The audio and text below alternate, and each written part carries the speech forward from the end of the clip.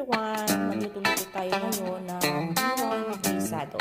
Yung mga ingredients natin ay magic sarap, salt, cabbage, carrots, onion, and garlic. Of course, we have chicken, at saka yung gagawin natin bihon. At saka toyo. Yun ang ating gagawin for. Ito yung mga recipe natin. So, ayan, nagpapaibig pa tayo.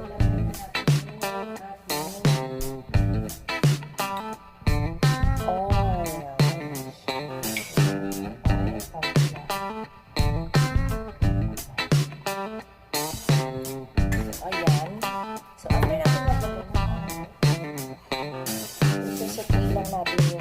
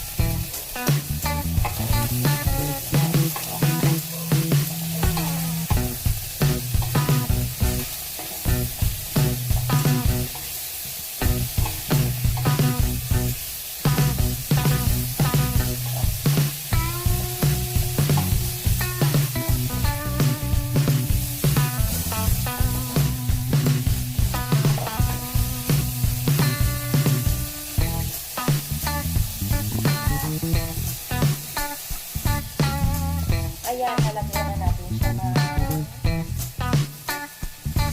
toyo. Yung toyo, napag-aatin sa kailangan na.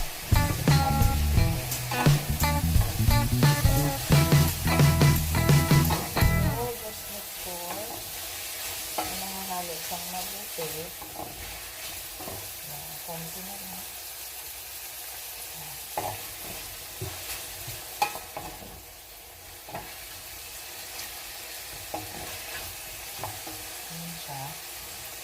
And then,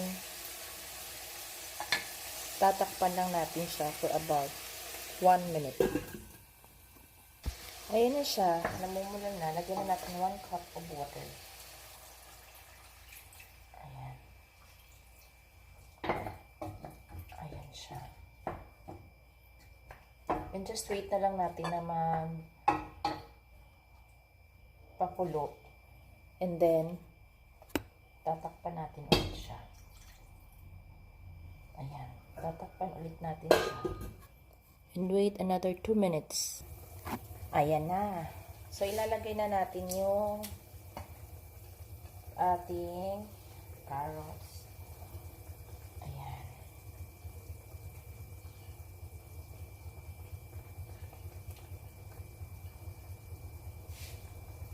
Pero just make sure lang hindi mo overcook yung carrots nyo. Ayan. So, tatakpan natin ulit in just 1 minute. Ayan na siya. Ilalagay na natin yung ating bihon. Ayan. So, ayan. Just make sure lang nakabuhol na yung bihon. minsan yung pause niya. So, ihahalo na natin yung ating bacon. Ayan. Ayan na siya. Ihalo na natin. Ayan. So, just make sure din na kailangan luto yung bihon kasi minsan ayan o, hilaw pa ito at wala siyang wala siyang sabaw. Just see to it na yung bihon is dried bihon siya. Ayan. So ang gagawin lang natin paghalu-haluin. Ayan. Tapos, ayan siya. Just make sure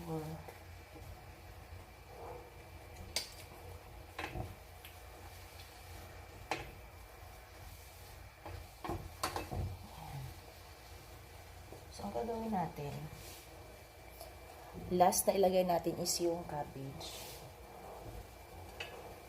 Ayan. So,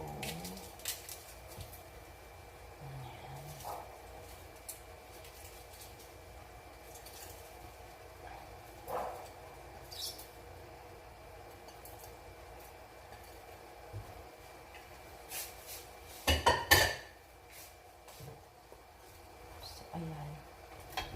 So, ihahalo natin yung ating cabbage sa ating bihon gisado.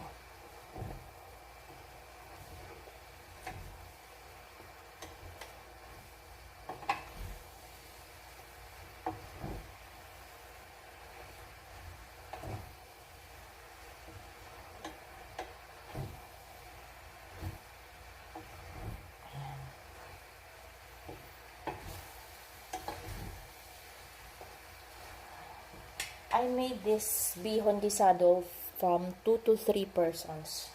Kasya na ito sa 2 to 3 persons.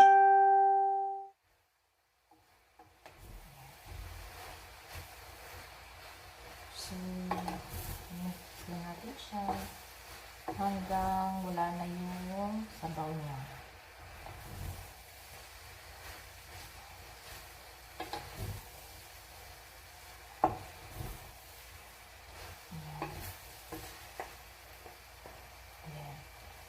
Antayin na siyang maluto.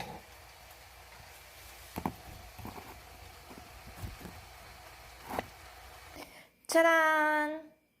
Ayan, tapos na ang aking bihon gisado. Kain na tayo, guys.